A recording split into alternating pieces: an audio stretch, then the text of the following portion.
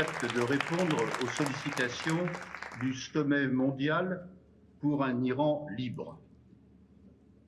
La mascarade électorale qui vient d'être organisée par le guide suprême ne trompe personne, en Iran ni dans les autres pays du monde. Le régime en place ne cherchait qu'à donner le change.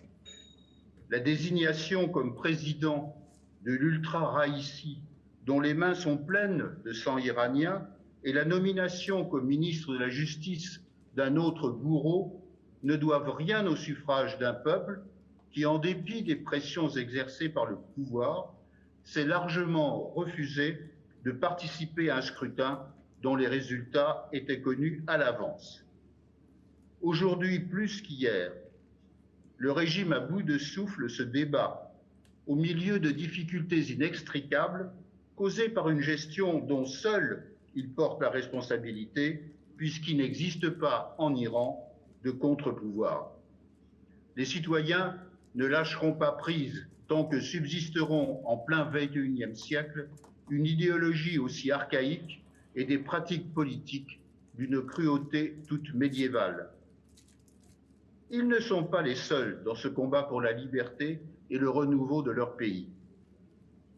Pour tous ceux qui, à travers le monde, ne se résignent pas au désastre quotidien, le moment semble venu d'agir sans timidité aux côtés des patriotes iraniens.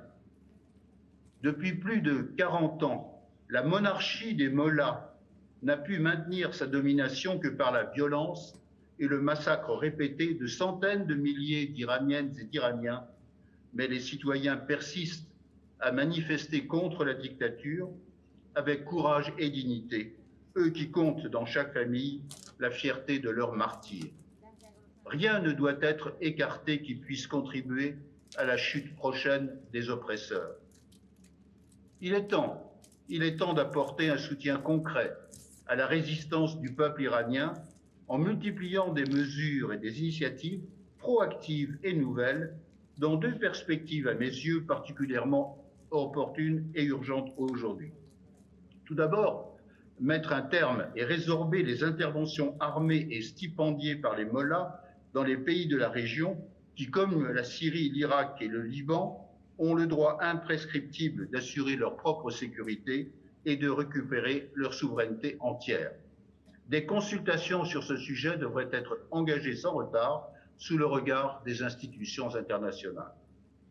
Ensuite, mettre un terme aux actes délibérément bellicistes du régime dans le domaine d'un nucléaire à vocation militaire qui reste dangereusement incontrôlé, mais aussi d'engager des mesures à l'encontre du développement des missiles balistiques et des drones que le régime exporte en nombre croissant pour déstabiliser d'autres pays de la région.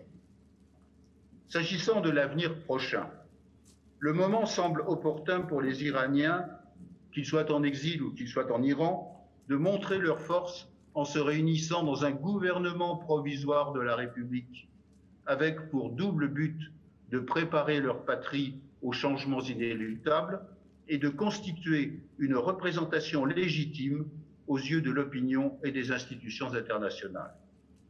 Le monde, en effet, a besoin d'un Iran nouveau, libre, fort et pacifique, qui reprenne le plus tôt possible la place qui lui est due dans le concert des nations démocratiques. C'est le vœu d'une immense majorité du peuple, et particulièrement d'une jeunesse qui, n'ayant connu que les effets de la dictature, aspire à une vie d'espoir et de dignité. Accompagnons-la donc sur les chemins de la liberté.